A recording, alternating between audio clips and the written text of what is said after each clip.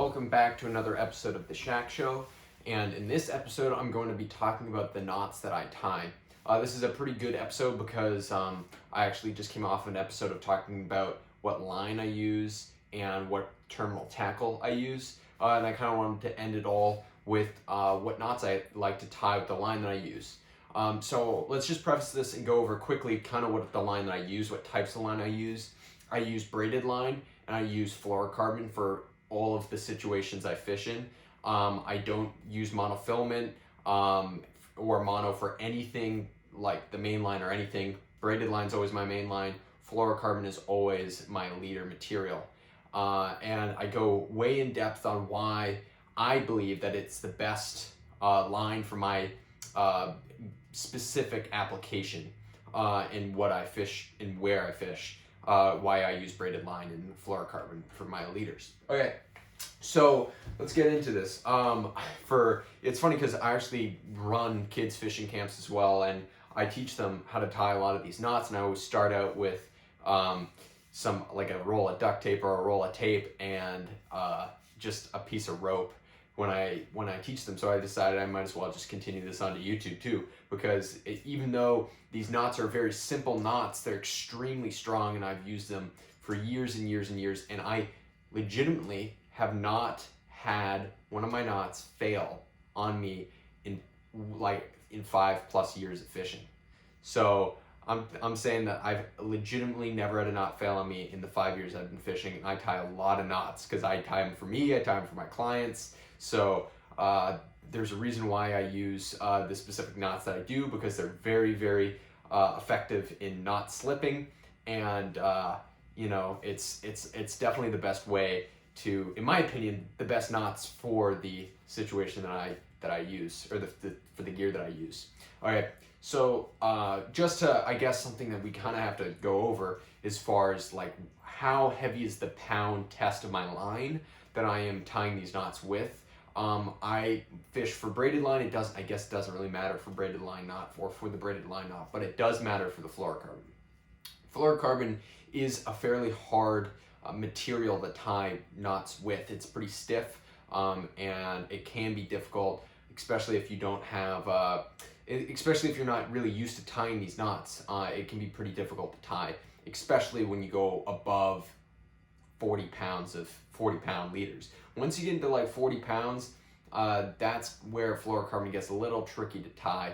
When it's lighter than 40 pounds, it's very easy. It's the same as, I would say, tying monofilament is.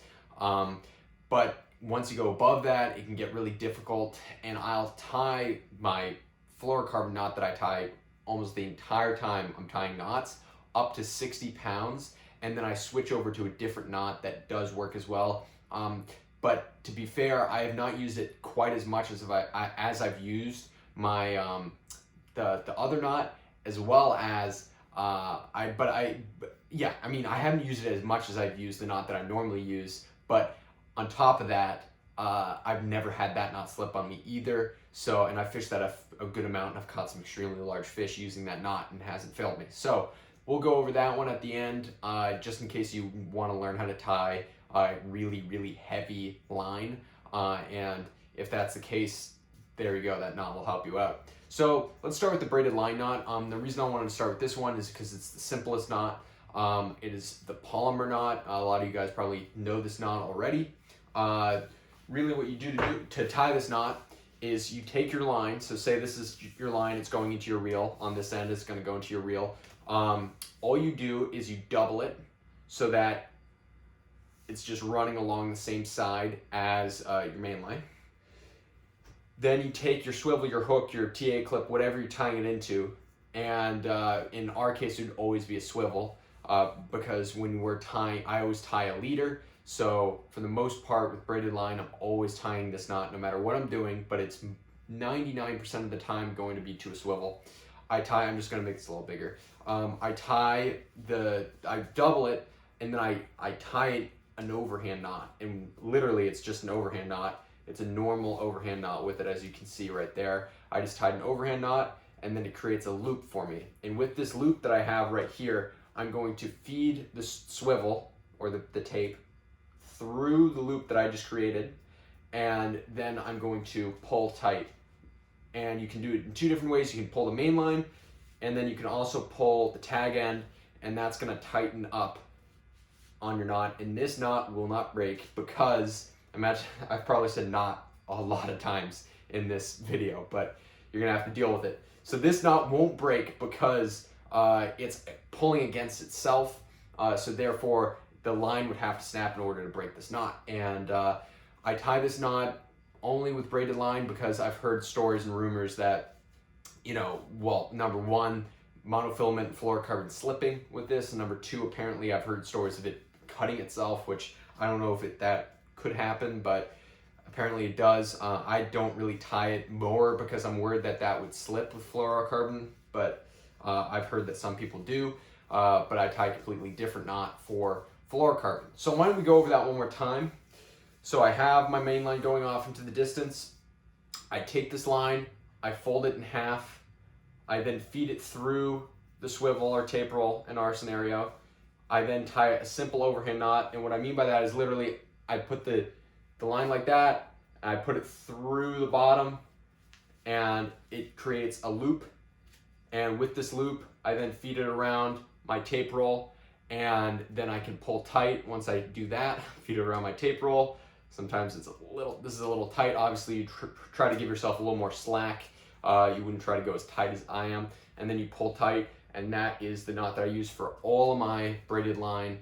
And whenever I'm using braided line, I'm using this knot. So it's always been a great knot for me. I've never had it slip. I've never had it break. I've literally never lost a fish due to my knot failing, or the palomar knot failing in particular. I find that to be the best knot. And then I guess we'll move on to the fluorocarbon up to, well, I'll say 60-pound fluoro is probably the highest I'd go to tie this knot. I know you could probably tie it higher than that, but it scares me. And it is the improved clinch. A lot of you guys probably know this knot, and you'll probably ask, like, how many times do I twist it and stuff? We'll get into that in one second, but the reason I really like this knot, again, super simple knot, and it holds, and I've never lost a fish due to it. So that's really important to me. So all you do is you feed the line through the eye of the hook or the TA clip or the swivel. And what I like to do is I wrap it. So this is the main line. I'm wrapping it around the main line. 1, 2, and generally I go up to 4 wraps. If it's pretty heavy line, I'll still be going up to 4 wraps. It tends to work fine for me. I've never had a problem with that either. I guess if you go lighter, you could probably do 5 or 6 if you wanted to, but 4 seems to be kind of the magic number. So I wrap it about 4 times, and for our case, I think I wrapped it twice, but you get the gist. I then, what I'll do is I'll stick it through this loop that I just created at the bottom, and I'll stick my tag end right here through the loop at the bottom. And then what that does is it creates another loop right here. And that loop, you take the tag end and you feed it back through that loop there. And then what you do is I like to pull the main line first, and that's gonna cinch it down as best as possible. Then I will pull the tag. If you pull the tag first, it might tighten up too high, and you might not be able to pull the knot fully down and fully cinch it up. It is definitely best to pull the main line first if you can. Okay, so I'll show you that again. This is slightly more complicated, but still very, very simple knot. I put it through the eye of what I'm tying my line onto. I wrap it around a few times. 1, 2, 3, 4 times mostly. So I now have my loop at the bottom there. I then put the tag through there. I then put the tag back through the loop that I just created. And then I pull my main line to cinch it down, and then I'll pull my tag to finally tighten up the line at the end. And that's the knot that I tie on all of my fluorocarbon, from it being really light all the way up to really heavy. And those are the 2 knots that I tie 90% of the time. Now, on the rare occasion I'm going to be using line that's 60-pound test, which does happen sometimes when I'm fishing rig deals and other plugs in certain areas that I really don't want to lose the plug or lose a really big fish. I will end up using really heavy line.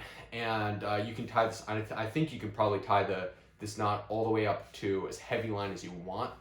It's called the uni knot, and so the same starts the same way. This one is kind of a little, well, this knot is much more difficult to understand because it does mess with your head a little bit when you tie this knot from a visual perspective, even though it's actually a pretty simple move.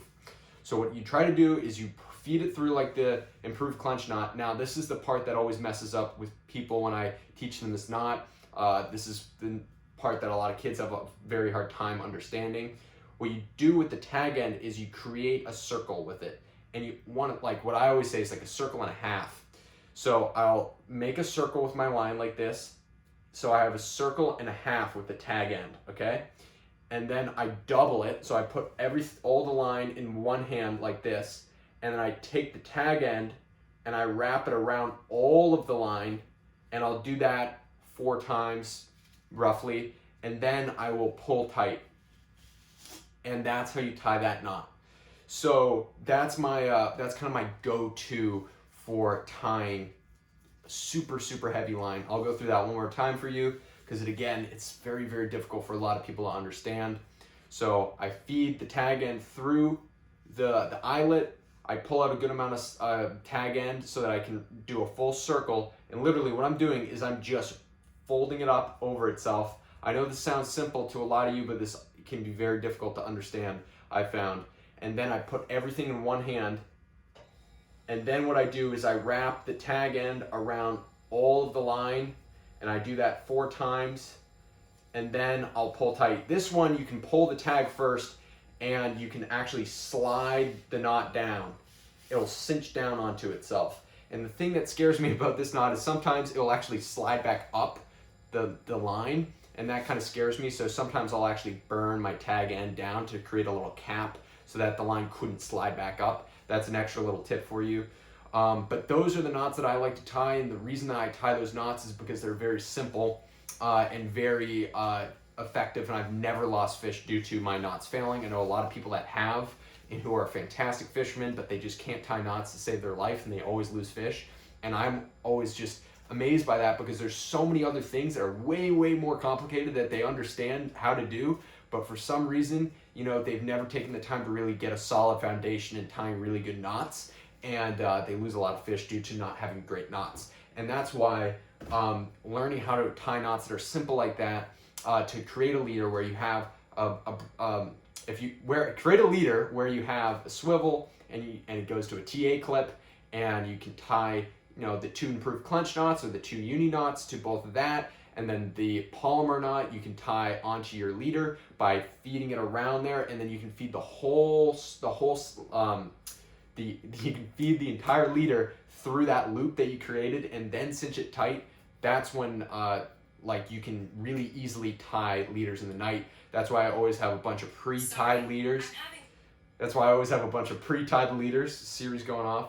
And the reason I have a bunch of pre-tied leaders is because tying that improved clench knot is very quick. So if you do end up breaking off for some reason, being able to tie that improved clench knot you can do that in the night very easily. It's not too complicated. It's literally an overhand knot.